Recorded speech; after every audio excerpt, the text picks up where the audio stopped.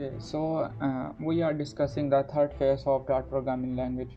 So in this phase, we are discussing about control structures, and we have discussed in earlier video, in previous video, that what kind of control structure we have in dart programming.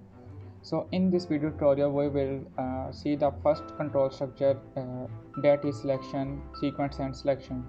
So in this video we will discuss if and if else statements, that how if and if else statements work in dart programming. So basically, if and if else statement is used to make the conditions in programming. Condition can be any kind of we can make the condition to check whether a number is greater than or less than. We can check the percentage of any student marks, and we can also check the uh, name. We can also apply the conditions on names. So it's up to you. You can make any kind of conditions.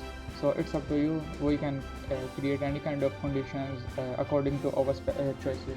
So let's discuss first if statement. So if statement is just executed the if statement is just executed the condition. If the condition is true, then what would be executed? It would not return. If the condition is not true, then what would be executed? Here we can just check if the condition is okay, then print it. Otherwise we don't have the second choice. So here we will use if statement, and in if statement I will uh, write. Okay, so here I will write a number, a integer number,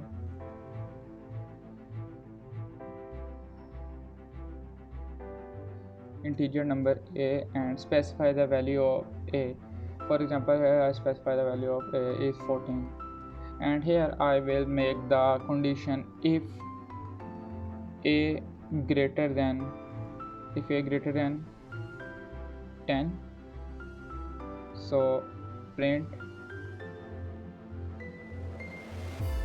a is a largest. Okay, so if I run it, it will return the value of a, and here it will return a is a largest. So here we can see that here the condition is true basically.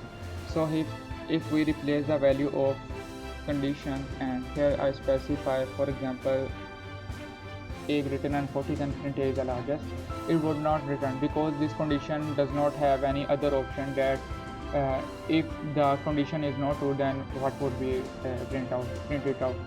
For achieving this operation, we will simply print a message, and here we will write a is not a largest number. So here it will return a is not largest number, because the first condition is not executed. Then just it execute just the second statement, which is simply a print statement. So in this way we can use the if statements in programming. So let's discuss about if else statement. So if else statement is basically used to display the multiple conditions. So if the first condition is not true, then what would be executed, and if the second condition is not true, then what would be executed. So in this structure we can use multiple conditions, and we can make multiple decisions. So here same I will write integer data type, and I will declare two numbers a and b. So here I am going to make the conditions if a greater than b, then print a is a largest,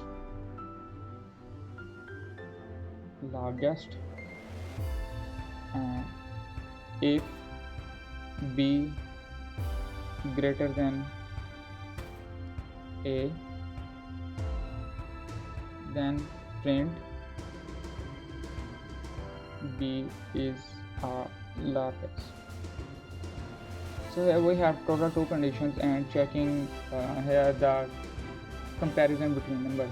If a greater than print a is a larger and b greater than print the condition print the message which we have declared in that condition. So if I replace the value of b, it would return the message which we have declared in second case. So in this way we can use if and if else statement. So let's write another program, and in this program I will basically I will check whether the number is even or odd. So here I will use same integer data type, and here I will declare the number and initialize the value of a. So here I will make the condition of checking whether checking the number is integer, checking the number is even or not. So here for making a condition for even, a percentage 2 double is equal to 0. It means it will take the value of a and divide it by 2. So after dividing by 2, if the remainder we achieve 0, then it will print the number is even. Otherwise we will simply show go to second statement, and there we will check if number percentage a percentage 2 is equal to 1, then print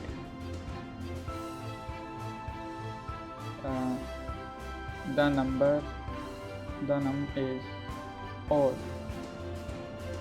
So basically here I have declared numbers and check the number is even or not. So here you can see that the number is even. So if I change my number from 30 to 35 and again print, so here you can see the number is odd. So in this way we can use multiple cases, and we can use if and if else statement according to our choices. So let's discuss another program, and in this program we will see the string data type. So here I want to use string, and here I will apply the condition on name. So here let's write Ahmad and declare the value of Ahmad. So I will make the case, I will make the condition if name double is equal to Ahmad,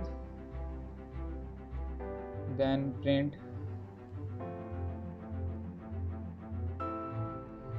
he is a brilliant guy.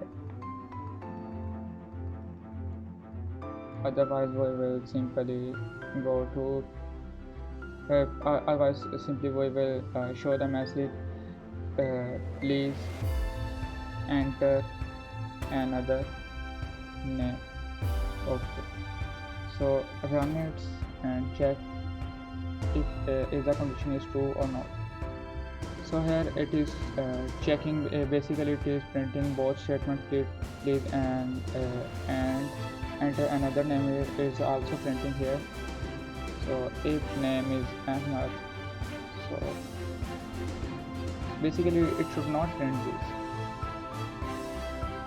What?